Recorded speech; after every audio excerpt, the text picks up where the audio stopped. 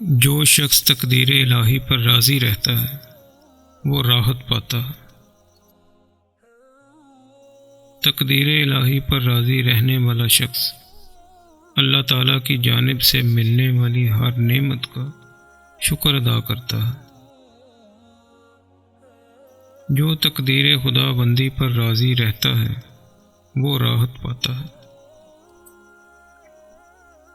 جو چیزیں فنا ہونے والی ہیں ان سے رغبت نہ رکھو۔ اللہ تعالیٰ سے حیا بہت سے گناہوں کو مٹا دیتی ہے۔ تقدیر پر راضی رہنا بڑے مصائب کو آسان بنا دیتا ہے۔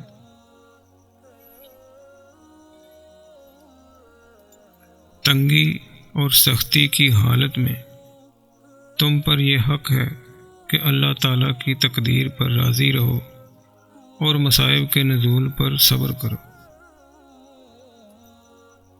ایمان کی بہترین تعریف یہ ہے کہ انسان اپنی تقدیر پر راضی رہے۔